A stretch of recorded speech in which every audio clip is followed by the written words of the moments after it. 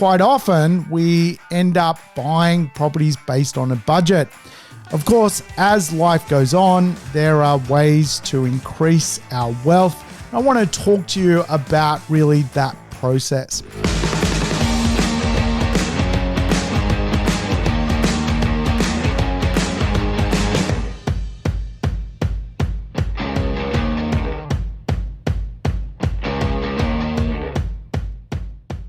Welcome to the Urban Property Investor. I'm your host, Sam Saggers, here to help you crack the code of real estate wealth.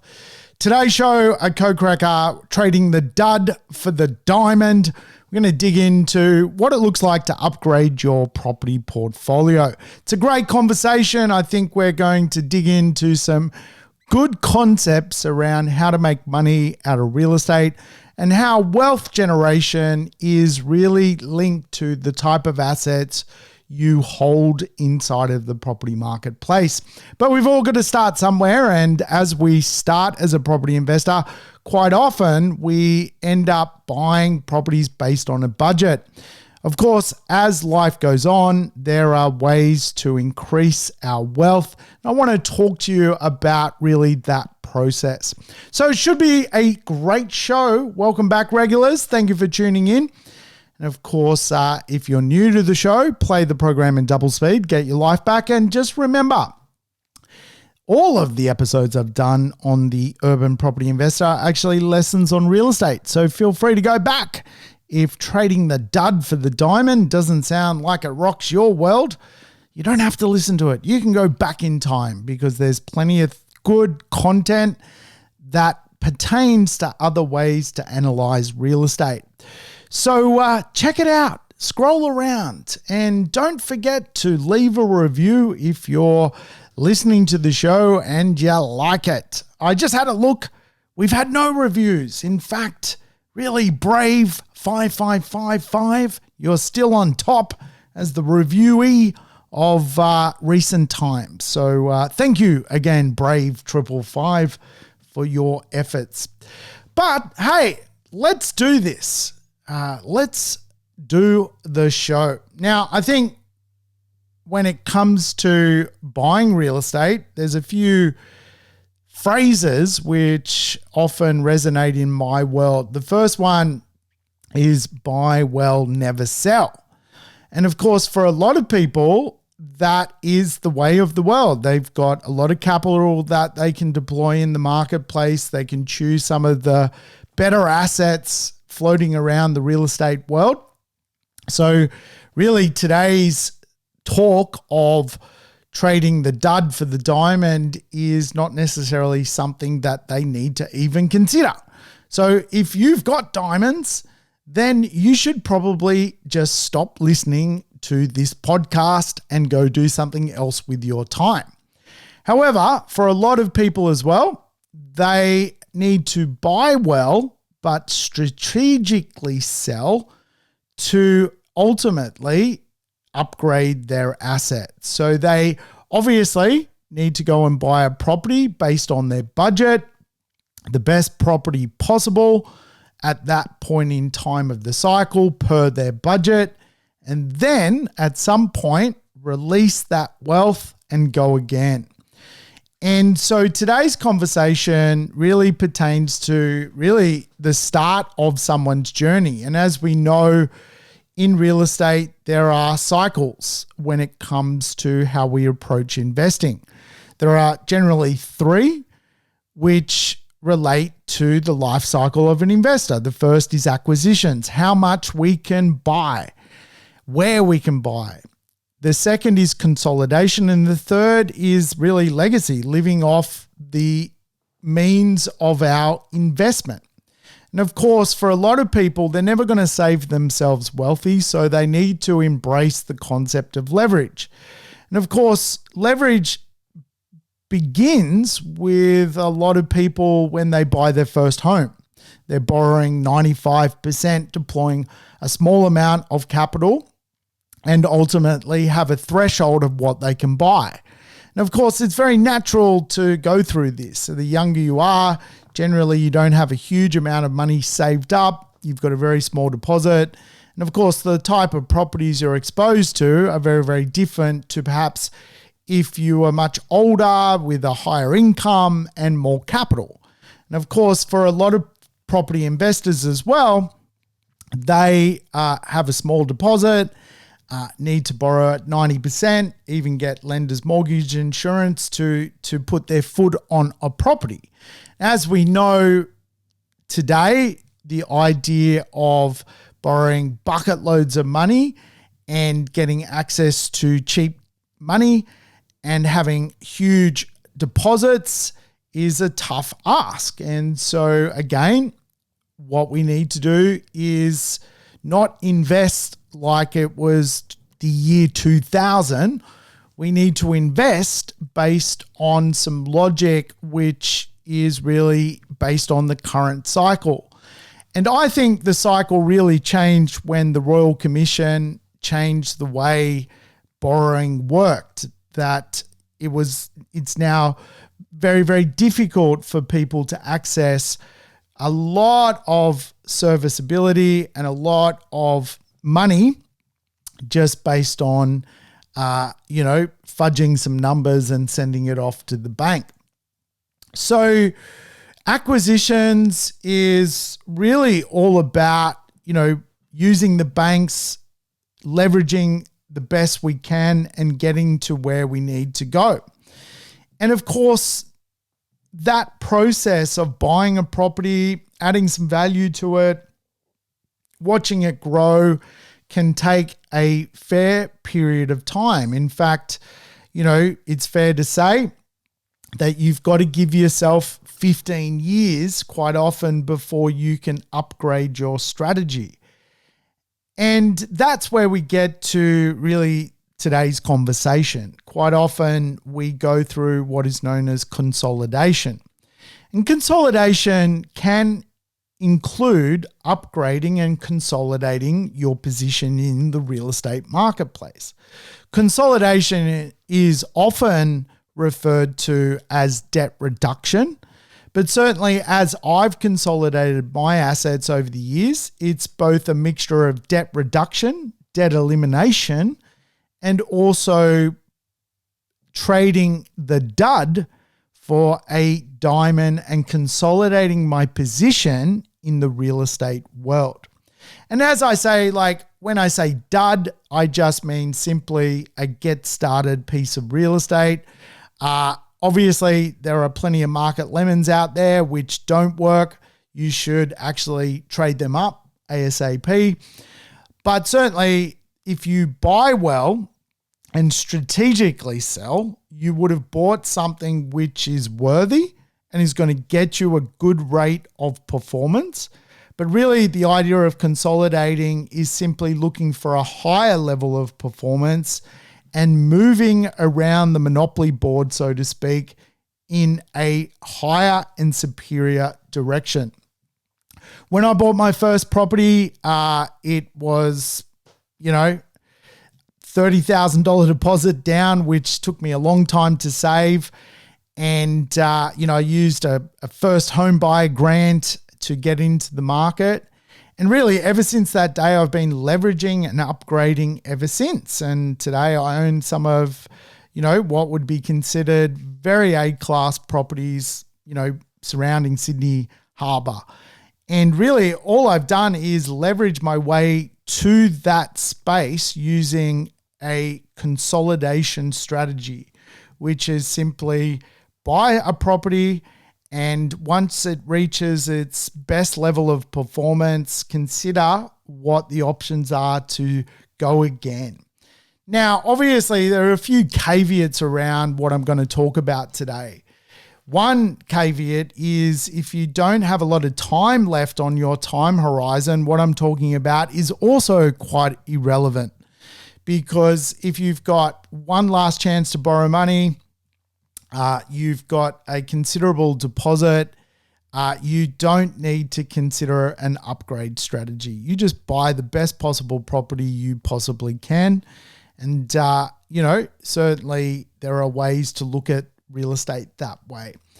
But, certainly a lot of people who listen to this show are young and they've got plenty of time on their hands, which is great, which is what you kind of need to be a upgrader.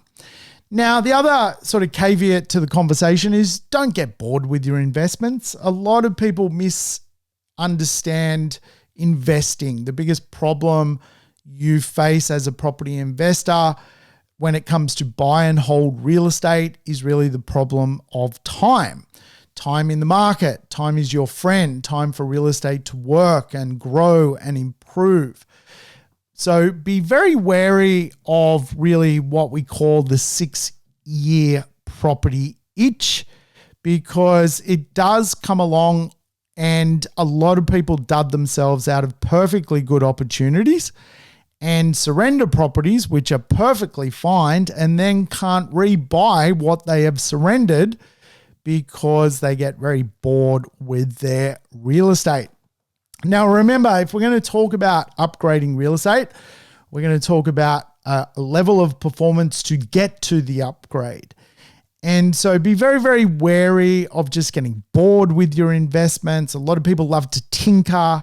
A lot of people really need drama in their life to feel like their life is exciting. And one of the best ways to create drama in your life is to simply manufacture it and take a very good piece of real estate, add some personal bias, emotion, and drama, and off you go. You've come up with some sort of harebrained way to analyze the assets you've got and let a perfectly good property go from your portfolio.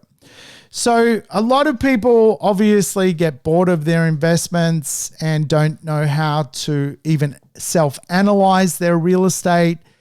And of course, due to this kind of lack of skill and lack of information, often let themselves basically sell off a diamond instead of selling off a dud. And I had this really prior to COVID, where the real estate market was very stagnant. It was going sideways. And I often say to people that the hardest time to hold real estate is when it's going sideways, when it's boring, because people become very emotional about the boredom.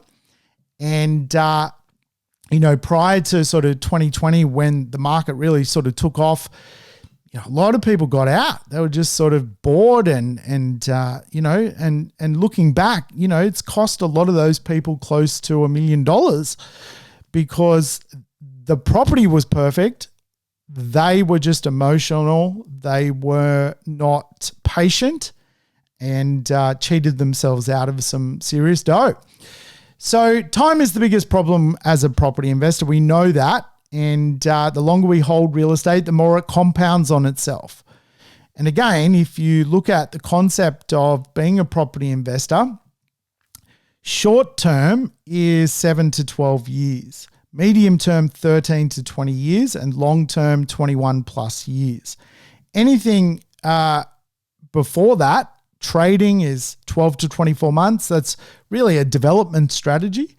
And speculating is really that 1 to 6 year itch that you've bought a property and you're expecting basically a result day one.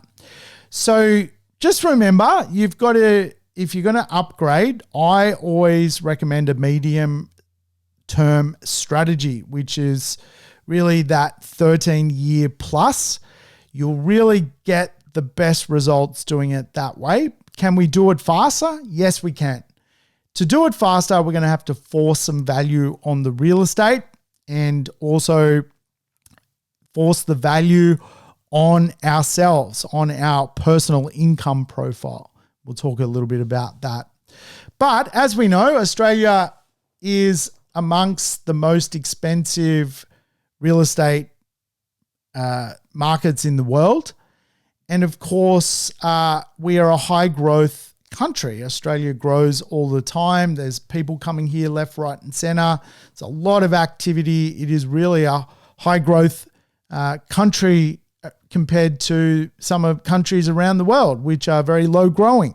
They don't have thousands of migrants arriving every day and needing thousands of properties to be built. They don't have a new person added to their population every 47 seconds. So because we're a high growth country, the investor has often a paradox. Lending is based around serviceability. Competition is constant because we're a high growth country. And investment is both based around serviceability and leverage. And for a lot of people, they don't actually have a lot of capital to deploy in the marketplace. And of course, the paradox, if you like, is the best real estate actually requires a lot of capital to be deployed and also a better level of serviceability. So to get to the A-grade real estate, it takes a little bit of jumping and upgrading from the effective dud to the diamond. It's just a natural life progression. And again, for a lot of people, it doesn't need to be that way because perhaps they're highly skilled, they've got a lot of money, they've got a high-paying job, they earn $500,000 a year. You don't need to go through a get-started phase. But for other people, it's very much a get-started process. You work your way up in this world. Real estate's no different. It is a game of working your way through, economic change. And really, we are now into economic boats fueled by access to capital. Those that can put large amounts of money into a deal will get a better deal than those that really are, scraping pennies together to form a deposit to secure a get-started piece of real estate. It's just common sense to understand it that way. There are two economic boats. And again, you could look at, obviously any city in Australia and you've got the better real estate suburbs and you've got the less impressive real estate suburbs. Ultimately, the rate of growth is very different between asset types and suburb types. And of course, we are in a bit of a race. It is a time and money race. And we can't effectively, our time is limited. And again, I come back to the conversation that the more time you've got on your hands, the more ability for you to upgrade in your investment consolidation phase. The less time, you've just got to make the best of what you've got because you do run out of the ability to borrow based on age eventually. Now, again, Australia is not a cheap real estate marketplace. If we look at the average dwelling across Australia, the average price is over $900,000, the average price. And in fact, over the last quarter, the mean, rose by $25,000. So most people can't save an extra $25,000 in 3 months to even keep up with the average. Now, the average is different to the median. Remember, year 10 maths, mean, median, mode. The mean is the average. The median is the midpoint of the marketplace. And again, the midpoint is a real price point. It's what real people are spending out in the marketplace. The median, if you like, is just the set of numbers that most appear in the middle. And effectively, it reflects the market center. And it's a very, very important number in Australian real estate because the best way to understand the market center or the median price is effectively better real estate is often above the median dwelling price. Less impressive real estate is below the market median dwelling price. So if we were to take Sydney's median dwelling price, the midpoint of the market, it's 1.1 million. So if you're going to buy real estate below 1.1 million, you need to understand that that is not the midpoint of the marketplace at all in Sydney. Buying above 1.1, you're probably going to get effectively better real estate. So it's a paradox because most investors could not afford to spend above $1.1 million to buy the better real estate in Sydney. So if we're going to go to the real estate below the mid-center of the marketplace, then we've got to have a good game plan. And again, that game plan can be an underpriced, undervalued pocket of Sydney in that example, an undervalued, underpriced piece of real estate in that example, an area which is going to be the next to become part of the midpoint of the marketplace. And of course, we're going to have to also consider that if we do drift into the lower price percentile of the median, that maybe that strategy is just a strategy for a first acquisition to then consolidate later. This is the conversation. So again, if we look at the midpoint or market center of Melbourne, it's 776. Of Brisbane, 761. Of Adelaide, 691. Of Perth, 618. And again, they're the top 5 cities with the most people in Australia. You can see the center dwelling value of those marketplaces. So above it, you logically can understand that if something's above the midpoint of the marketplace, there must be something very good about it. The consensus is built into the price. If something's at the bottom of the price percentile, there's obviously a reason why it's coming last. Why is it the least expensive property below the center of the marketplace? Is that a good thing or is that actually a bad thing? Like, why is it not at the center of the market? And of course, if we were to look at, for example, housing, if you were to look for a house below, say, $500,000 in Brisbane today, it's less than 1.5% of the market. 1.5% of houses in Brisbane today are below $500,000. I would imagine really most of those houses, for example, are actually houses that probably need to be knocked down. Really, that $500,000 represents land value. If you were to look below $700,000 in Brisbane, it's around 7% of the marketplace. Can we still invest in that 7% of the marketplace below $700,000, make money, knowing that if we do make money and we give ourselves enough time and we give ourselves enough ability, can we actually upgrade to a better asset later?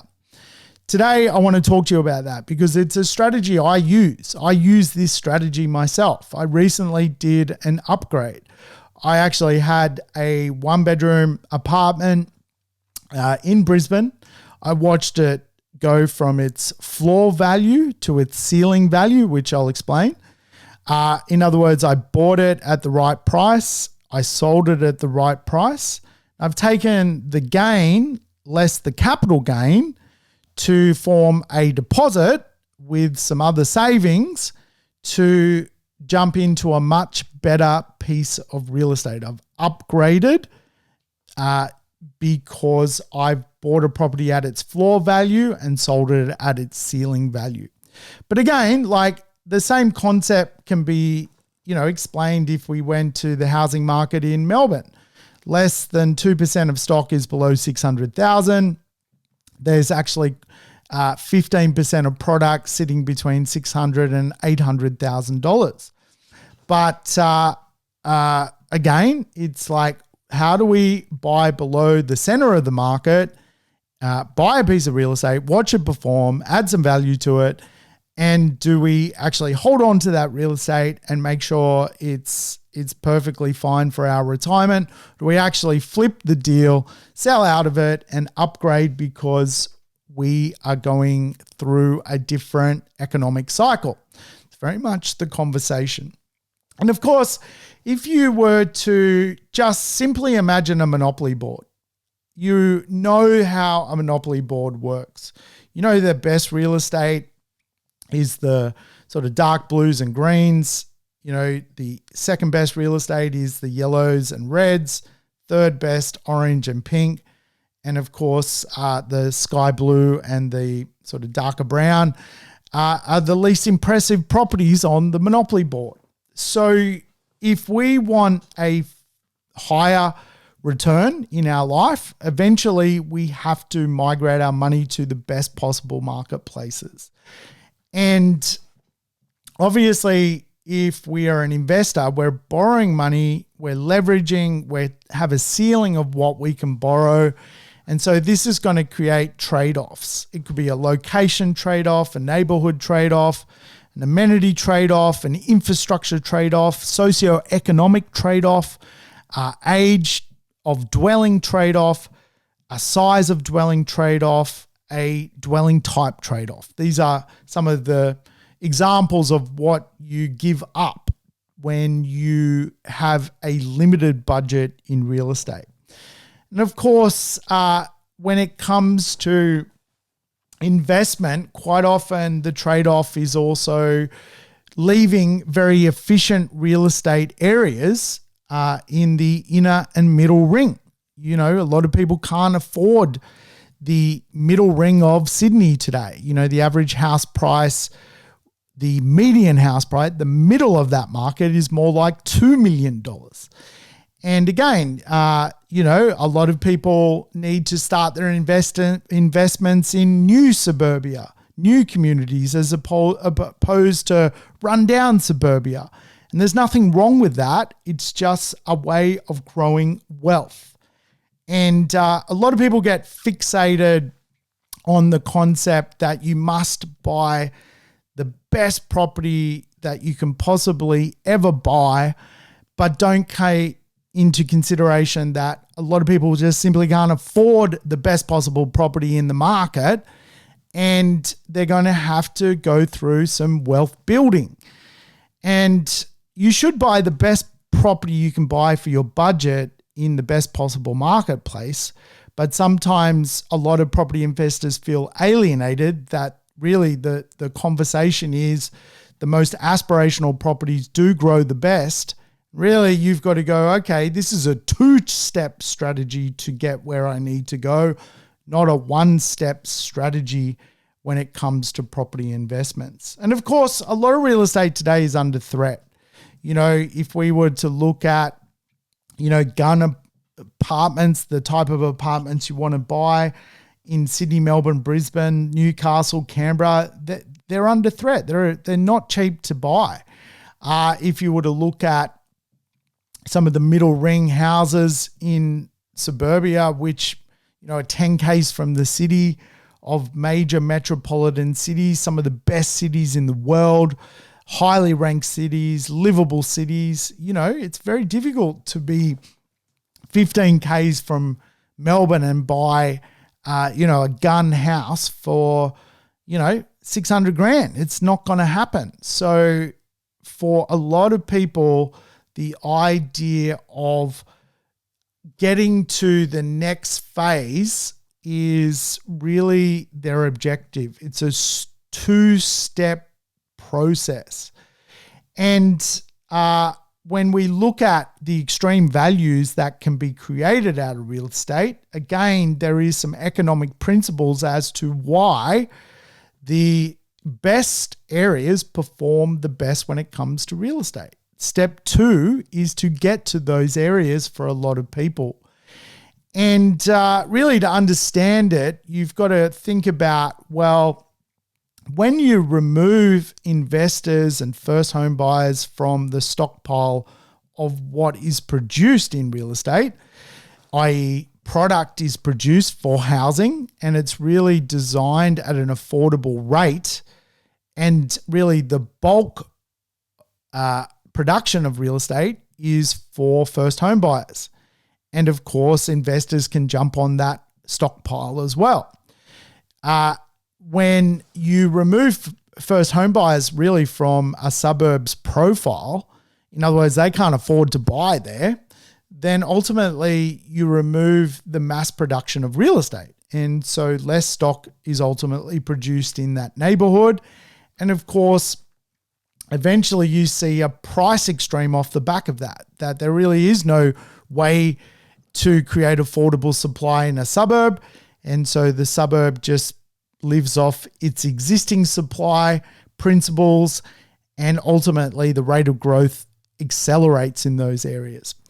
So again, a problem for property investors is quite often they can't keep up with those suburbs. So they have to go really where there is more supply and have to navigate through that minefield to go through step one, knowing that there is a step two to the conversation. And I think that's really a big part of the idea of property investment. So there are some principles of upgrading, obviously selling to then buying, and some powerful questions you need to ask yourself. And again, this is not about getting bored of a perfectly good property until it's matured and gentrified and done its thing. This is about, well, okay, I get it. There's a game, a Monopoly board to play, and I want to play the game. I want to end up with the best real estate in my back pocket. So the principle of upgrading, you've got to ask yourself some powerful questions. First one, what are the tax implications? Like, how is that going to work? What kind of capital gain am I going to pay? What are the transaction costs? What is the actual market outlook? What is my tolerance to actually doing this all again? Like, could I actually stomach actually leveraging again when I've just gone through a cycle of actually buying a property? Probably one of the most powerful questions is, what can you actually reborrow to sell and buy? And of course, could you actually borrow more than the property that you have today and its current worth? A lot of people like the idea of trading up real estate. Their property is now worth $1 million. But when they go to their mortgage broker, they can only reborrow $600,000. So why would you let go of $1 million property to go and rebuy a $600,000 property? A lot of that has to do when people bought real estate, the type of loan they first got approved to borrow money from, the rate of the day, so to speak. So these are really powerful questions when it comes to upgrading. Probably the next thing you've got to work out is, are you still in acquisitions or are you actually in consolidation? Are you overinvested? Are you underinvested? Or are you invested in liabilities? These are very, very good questions to ask. And liabilities are really those type of properties which have a lot of basically diminishing return. They're not growing. They're lemons, they're full of costs, and they're going nowhere. Not to be mistaken with perfectly good properties, which just need time to grow. It's quite often a balancing act to understand it. And it's really mathematics to understand the difference. But really, when it comes to understanding the whole concept, it's about buying power. Buying power is an asset. What you can borrow is an asset. Obviously, a lot of people realized that concept when rates dropped down to literally 1%. Everyone went, I know that I can borrow more. That's an asset. If I borrow more when rates are so low, I'm going to be able to upgrade my asset base. And if I upgrade my asset base, in theory, if I don't bite off more than I can chew, I'm going to have better market exposure with better assets, which ultimately creates more wealth. And so if we turn back the clock, when the Reserve Bank dropped the cash rate to virtually zero, people were out getting 1.5%, 2% home loans. Everyone was upgrading their asset base. And of course, off the back of that, we had a lot of increases in prices as well, which ultimately meant that a lot of people paid too much for real estate off the back of that experience. But buying power is an asset, and we've got to think of it as exactly that.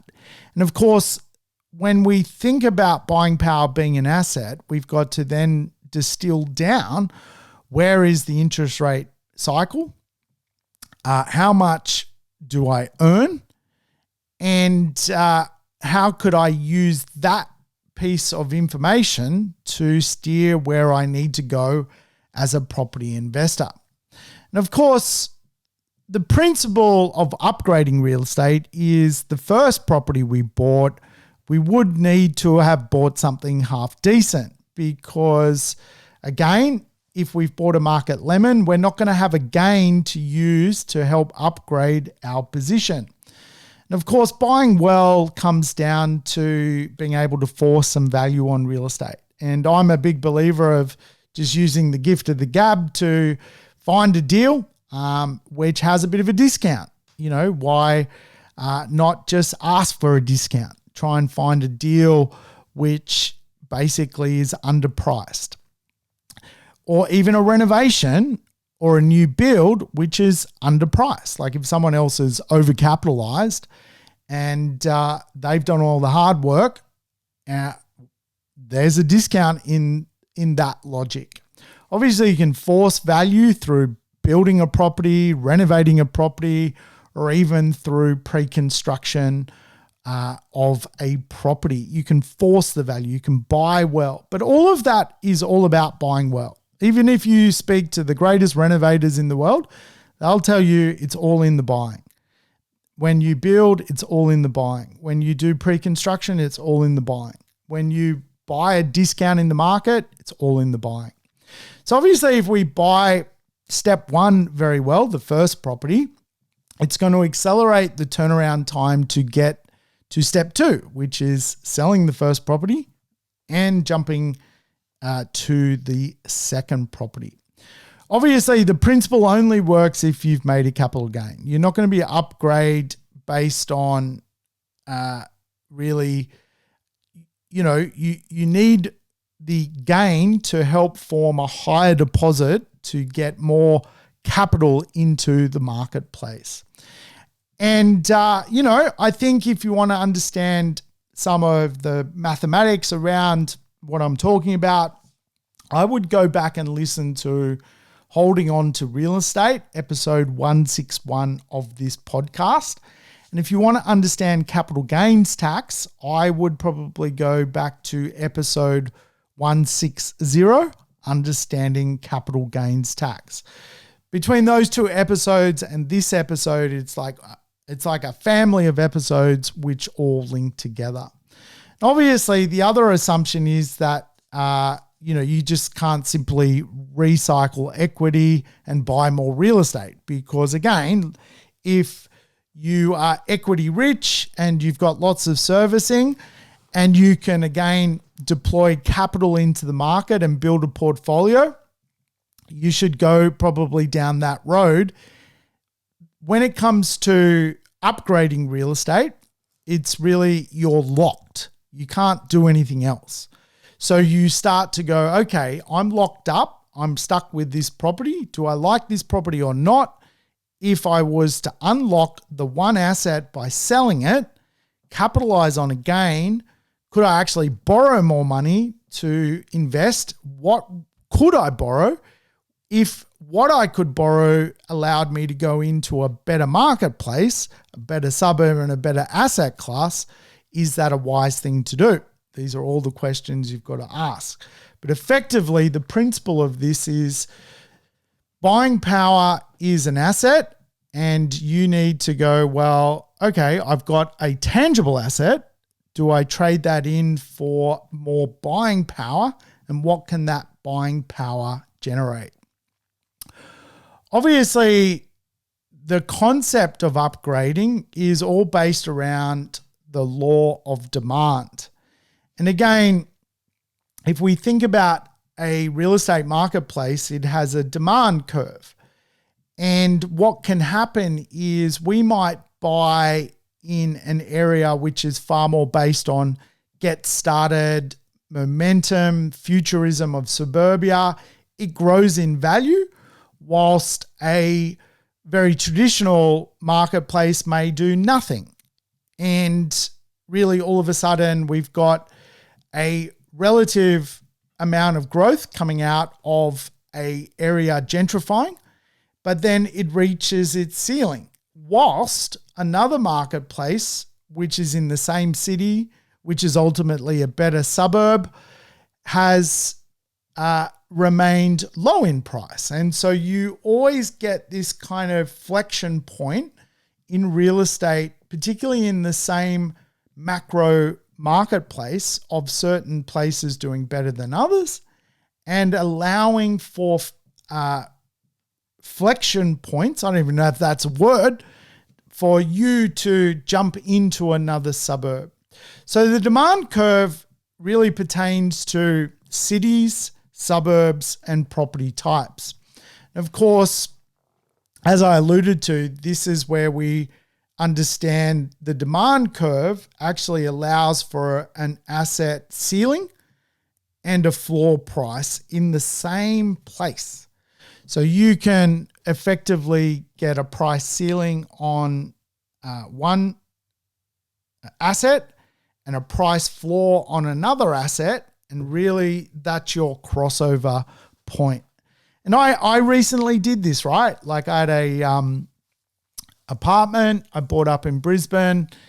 When I bought it, it wasn't a hell of a lot of money. Brisbane's apartment market has been one of the best growing asset classes in Australia of the last 4 years. I think it's still one of the best growing asset classes right now. I saw that we went from a floor price to a ceiling price. I know that potentially I could stick around and get a little bit more money, but I'm a believer you leave a penny on the table for the next person. I traded the asset. I then went into a floor price on a property which I had bought at a effective discount in the same city. And so I took a ceiling price and swapped it for a floor price on another asset. That asset is a 4-bedroom property. And so I've taken a ceiling of a 1-bedroom unit and plugged it into a 4-bedroom property. And obviously I'm paying capital gains tax, selling costs, transition costs. There's a lot of costs I'm losing.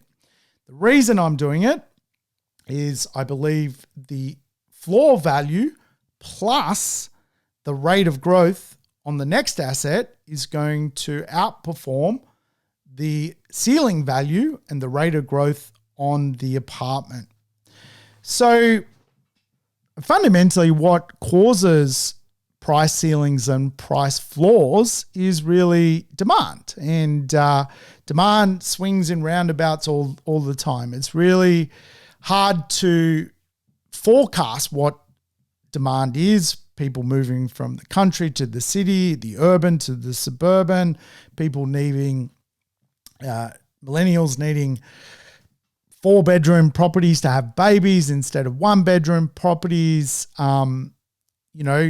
coastal suburbs becoming more trendier than treeside suburbs. Like all of this stuff is how the real estate market demand curve works. And so really when you property trade, you're just really in tune with the demand curve, like where the floors and ceilings are in price. And of course, if we were to study that concept, a lot of Australians are moving between census to census. Close to 35% of Australians are moving address every 5 years. So you've got a lot of demand movement that comes through to suburbs. And of course, states and cities have their own different cycle. Adelaide cycle's different to Brisbane cycle, Sydney cycle's different to Melbourne cycle. And you get these demand relationships that unfold based on interstate migration, overseas migration, supply, housing finance, interest rates, GDP at a local level. So you get all of these kind of different flexion points. I don't even know if flexion's a word. I'm going to have to Google that after the show. Was I talking about a right word that exists in English? Flexion. You get these points which happen. And again, like the migration of money is very much around the idea, okay, well, I've made a lot of money in this asset class. Is this asset class going to get me where I need to go?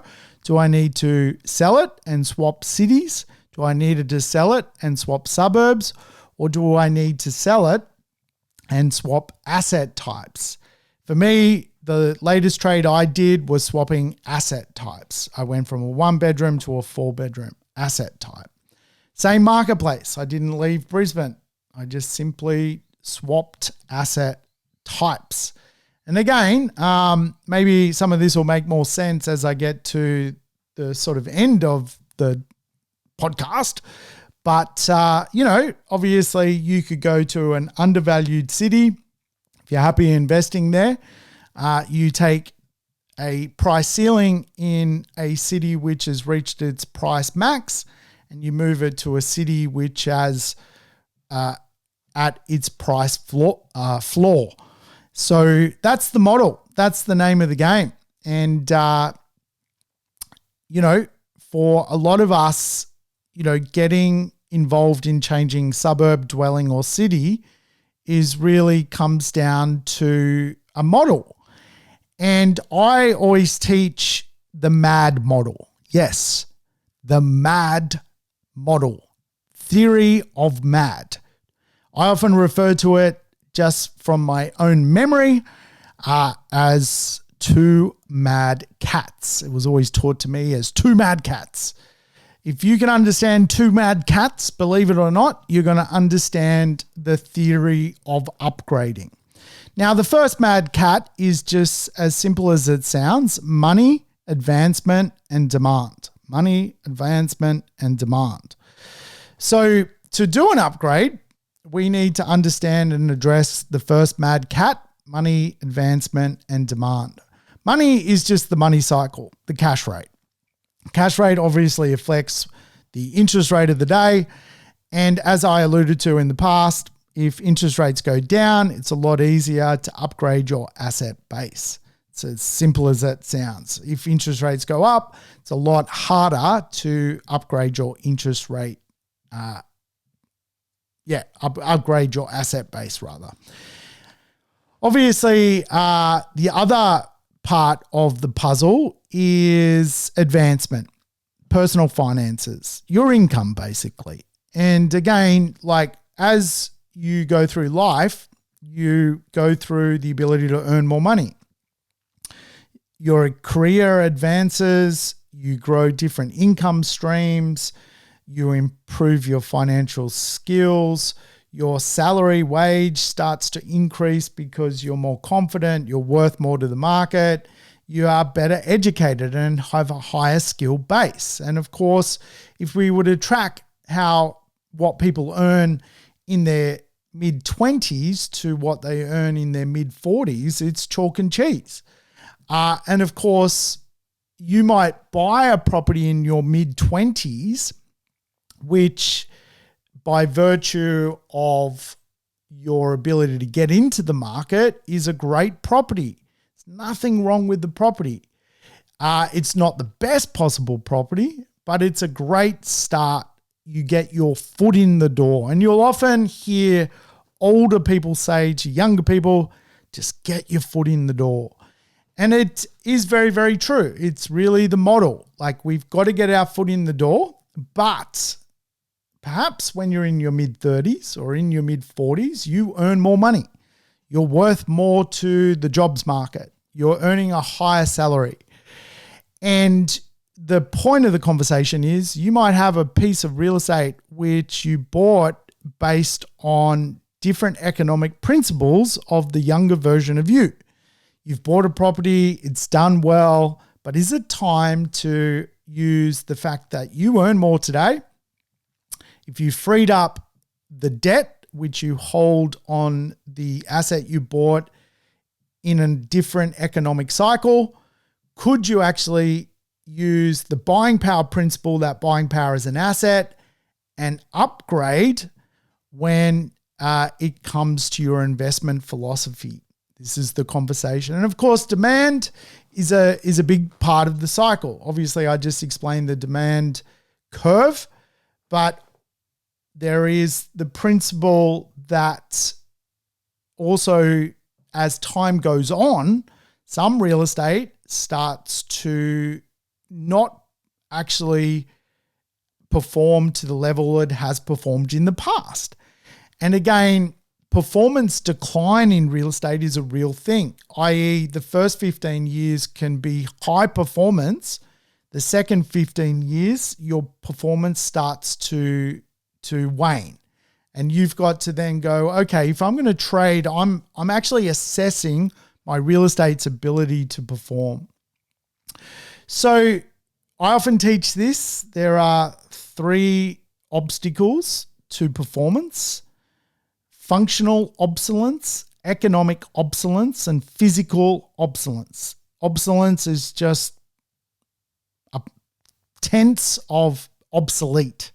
So is my property functionally obsolete, economically obsolete, or physically obsolete? These are the questions, right? You've got to go, okay, well, I don't have a functional investment property. It's no longer functional. Like if I was to renovate it, it's going to cost too much to create functionality.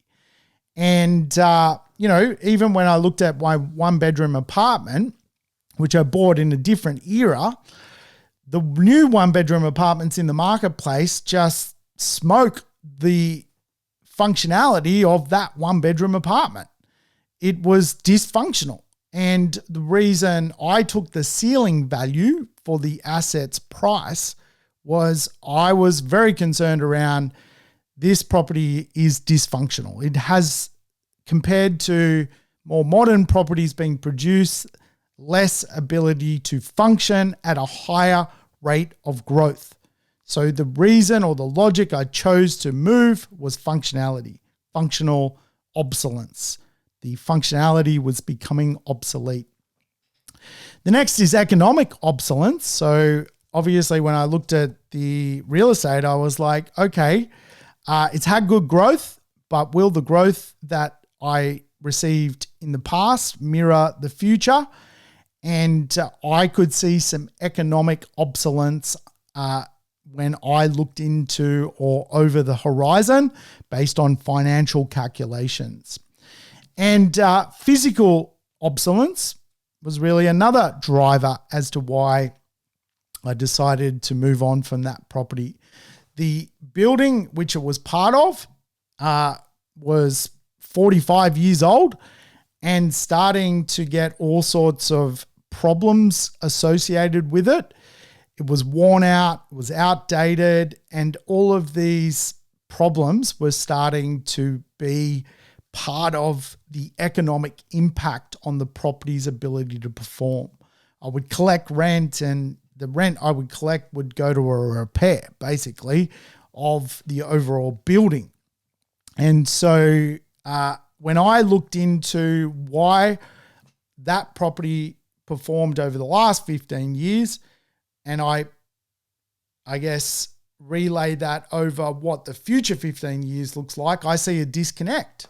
So I take the ceiling value and I reinvest it in a new property that has better bones, basically. And so that's the concept.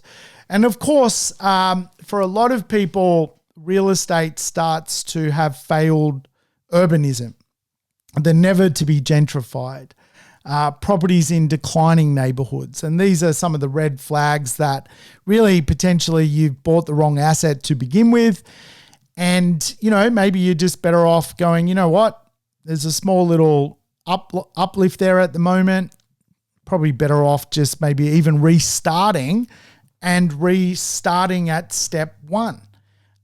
which is, if you've got a lot of environmental impacts on the asset that you've bought near, crime and safety, congestion, lack of movement, inadequate housing, a lot of social housing, social issues in the neighborhood, and a lack of good public spaces, it's very possible that you've bought in an area which probably is not going to perform. And then you've got to go, okay, well, I'm still at step one. I know I've got to get to step two, and step one doesn't even look good. You want step one to look good as well, as much as step two. And again, all I'm saying here is sometimes as we get started, we've got to realize it's a two-step process. So obviously, market demand is the first mad cat, along with money and advancement, and also market demand. MAD, M-A-D, an acronym. So what is good market demand? Well, you want the best building, the best land, the best architecture. You want the best infrastructure. You want the best stability in a marketplace. You want good levels of fixed supply. You want a nice street, a nice suburb, and a nice city. These are all some of the principles around what good market demand is. Now, to understand the trade-up concept, the most important lesson I can ever give you in real estate is that real estate is about the rate of growth, and that ultimately is the most important factor. That's where, often I would suggest that real estate is a weighing machine, the rate, the heaviness of growth, as opposed to just a fad, a voting machine. And we see fads come and go in real estate all the time. Now, I teach the 4X growth model, 4 times growth theory. The rate of growth is influenced by local factors, the rate. The rate is the percentage. This is the most important principle of real estate. That's why it's the opening line of the 4X growth plan. The rate of growth is the most important factor in real estate, okay? The rate of growth. The rate of growth is influenced by local factors. The length of growth is impacted by market factors. The magnitude of growth is affected by emotional factors, and the creation of growth is defined by property factors. Can you force value on the real estate? Can you build and create value? Can you renovate and create value? Can you discount, buy, and create value? These are defined by property factors. Now, it's an important lesson because the rate of growth is a big reason why you would trade up. It's in fact really the only reason you would trade up. And again, this goes back to what is known as Rule 72. That, if you had a rate of growth of 7% compounding every year on a property investment, it would take about 10 years for the property to double. If you had a property which grew at 5% per annum, compounding on itself, it's going to take 15 years to double. Now, when investors get going with no capital and limited serviceability, generally, if they still buy well, they're going to get a great result of around 5% per annum, which means they're getting their real estate to double in 15 years, which is excellent. That's actually a good result. That's the midpoint of the marketplace. That's at a bare ass minimum what we want from our real estate investments. I always teach people, if that's the worst you did, that's absolutely a fantastic result. What we don't want is 1%, 2% capital growth because it's less than inflation, and it means ultimately your real estate will never grow. It'll take 50 years to grow and you are going backwards. If you're getting a 5% capital growth rate, PropTech actually purports that that is the midpoint of the marketplace. So that's good. That's what we want. And so if we're going to the median price, buying below it and still getting a 5% capital growth rate, that's an extraordinary result. Now, the opposite is obviously real estate which performs at a 7% growth rate. If you go to the midpoint of the marketplace, the median price, the real estate which is going to perform at 7% plus per annum is going to be higher than the midpoint of the marketplace. It's just the way it works. So the better real estate is higher than the median price, the less impressive real estate below the median price of the marketplace. And so the rate of growth improves either side of the midpoint, the center of the market. Now, again, when you're starting out, you're probably buying below the midpoint of the marketplace. If you can buy above it, it's not such a bad thing because you'll probably get a higher rate of growth. And again, like when I go and look at some real estate and then analyze local factors to determine the rate of growth, I have my rule of 10, which is basically the 10 local factors that determine the rate of growth. They are the city, the suburb, the street, the land, the building, the design, the supply, the socioeconomics, the stability, and the infrastructure. All of that tells me the rate of growth I'm going to get on real estate. Now, I have a metric to score that rate of growth. And when I use the metric, my scoring metric, my rule of 10, which links to my 4X growth plan, and I go back and I track real estate and its performance, I know that it has a correlation. And I can look at real estate and go, okay, that real estate has done really, really well. So at the moment, I'm looking at a property which was picked up back in 2008. It's now done 15 years of performance. It's a medium-term investment that I own. If I track my rule of 10, when I bought the property, I was predicting I would get a 6% growth rate. I ended up getting a 6.17% growth rate, so pretty well bang on. It was an entry-level property at the time. It has doubled in value in 12 years, which was really the goal of the 6% capital growth rate.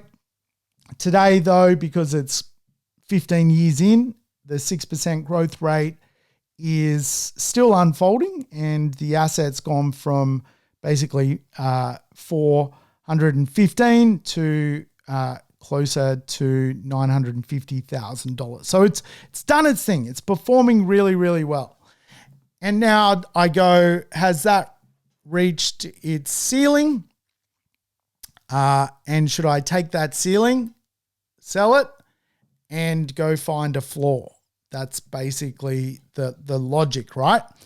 And so when I look at the asset and I look at what next, I can apply the same logic. My rule of 10. Do I go, the city's great, it's improved, will it score a higher rate of growth? Surrounds, suburb, it's going great. Street, it's going great. Is the building actually declining? Is the functional obsolescence still keeping up? In other words, what I'm trying to do is go, well, I've got a 6% rate thus far, which means real estate fundamentally doubles in 12 years, which is brilliant. It's better than the average that PropTech reports. It kicks ass on the average. The question I now have is, will I still get a 6% capital growth rate moving forward? Or will that dip down to a 5% growth rate or a 4% growth rate? These are the questions you have when you look at trading your real estate.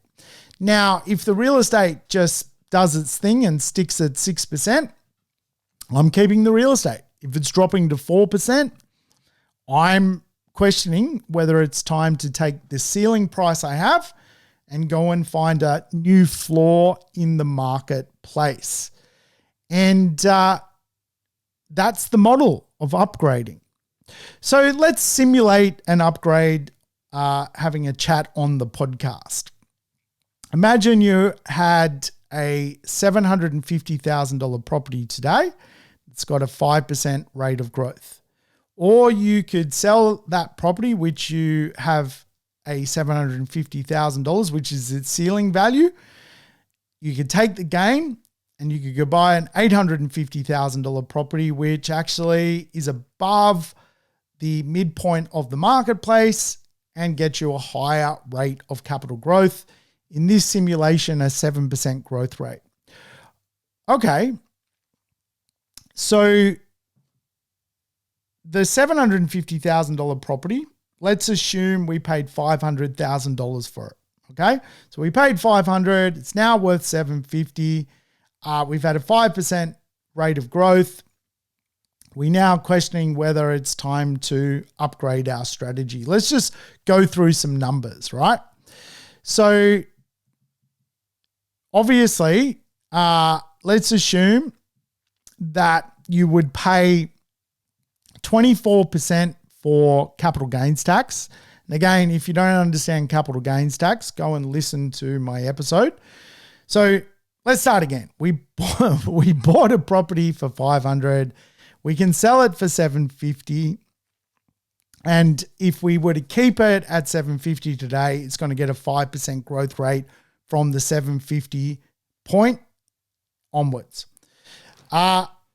Let's imagine we go, okay, well, we're going to sell the $250,000 to get the $250,000 gain. We're going to roughly pay about 24% capital gains tax. And again, if you don't understand capital gains tax, please go and listen to that episode. Basically, you get a discount. You apply it to your personal tax rate, and effectively it spits out about 24%. So you're going to pay 24% of that $250,000 in the gain. Plus you're going to pay 4% to go and buy a new property in new stamp duty or thereabouts, and probably 3% to sell the property, basically to use a real estate agent to get you a good price for the sale. So effectively, if we were to do the maths, we pay our 24% gain on $250,000. We pay new stamp duty for a new property. We pay the basically margin to sell the property of 3%. The total loss in costs of the $250,000 is actually a lot of money. It's $116,500.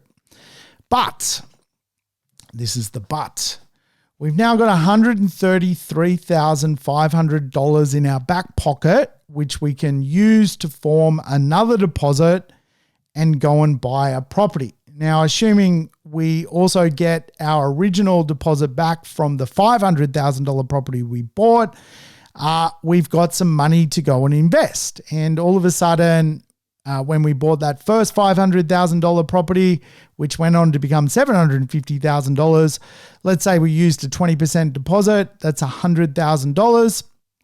We've got that money back. We've got that $100,000 back because that was obviously our deposit.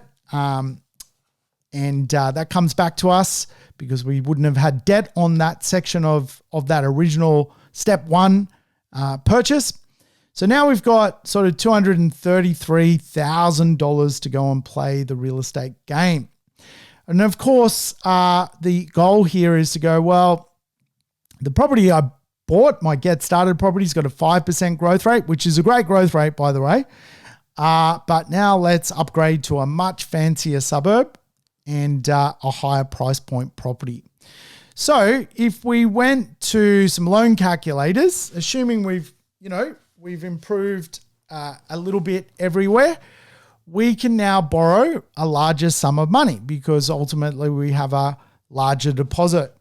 So it is fair to say we could jump from the ceiling price of $750 on the first asset to the floor price of the second asset, which is now $850, using the greater level of deposit we now have, and go to the second mad cat. Remember, this is two mad cat theory.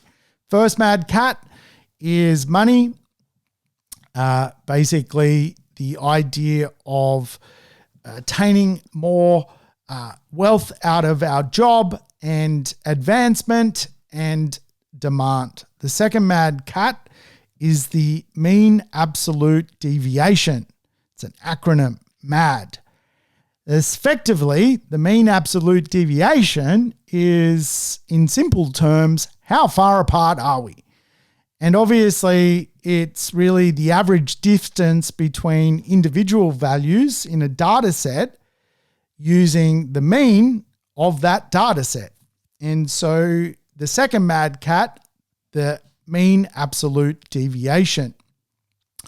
So if we were to go the new asset, $850,000, but we know it's got a higher rate of growth, and we can use some formulas that I have to determine a better rate of growth.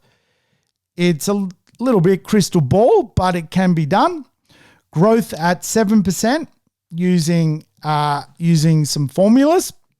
So the new asset, $850,000 plus the growth at 7%, compounding equals the future value less the $116,500, which was the cost to change the asset.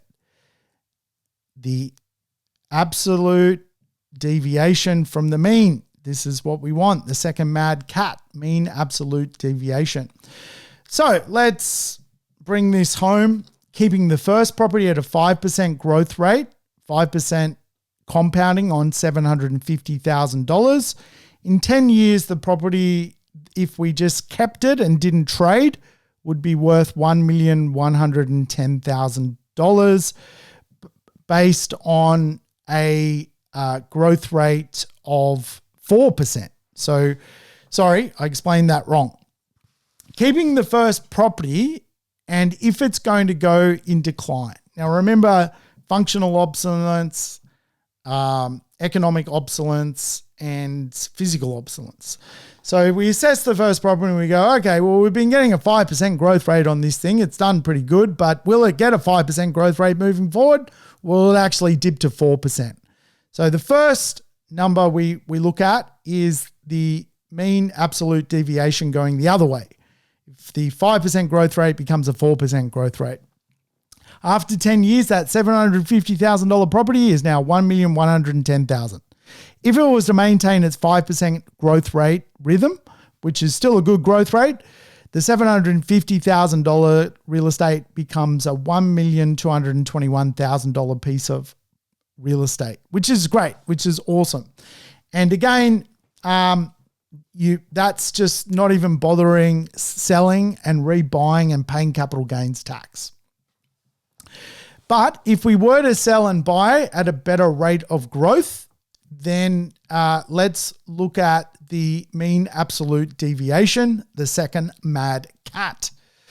If we were to get a rate of growth of 5% on the $850,000 property, which is a better property at a higher price point, and we were to mathematically minus the $116,500 which we paid to sell the first property, because we have bought a property at a higher price, and applied the 5% growth rate, the new property's value less the capital gain, resale loss, and the new stamp duty that we would have to pay, then all of a sudden our new value of our property is $1,268,000. So we would roughly be $46,000 better off by simply upgrading the price and keeping the level of capital growth at 5%. But what happens if it becomes 7%? Well, that's a good question. So let's apply the same logic. We've got an $850,000 property. It's now getting a 7% growth rate, but it's cost us $116,500 in cost to upgrade. What happens after 10 years? The property is now worth $1,555,000. So after 10 years, if we were to upgrade, the long and the short of this, we would actually be $330,000 better off by actually doing the upgrading strategy, assuming everything comes together. And again, there's a lot of caveats with this conversation. You've got to make sure you're not bored. You got to make sure that you really indeed can go and find a higher rate of growth. You've got to buy the first property well, and you've got to buy the second property well. You've got to look for a price floor and a price ceiling. And you've got to really understand how the flexion demand curve works to really know how to guide your way to the next investment. Hence why most people actually will not be able to do that, because there's a lot of skill in that process. You've got to ask yourself tax implications, transaction costs, the market outlook, the money cycle. Does it match your goals? Are you of the right age? Can you even re-borrow? These are all big questions behind this strategy. I certainly use this strategy. I think it's a great strategy. Step 1, step 2. Hey, I hope that was helpful. It may have sounded a little bit like a riddle on a podcast as opposed to a visual webinar, but hey, I hope it made a bit of sense. Thanks for listening, and I'll catch you on the next episode as we talk more real estate. Thanks for tuning in to the Urban Property Investor. To never miss an episode, make sure you subscribe to the podcast on your favorite app or on YouTube. I would love it if you could give the show a rating and share it with your friends and family.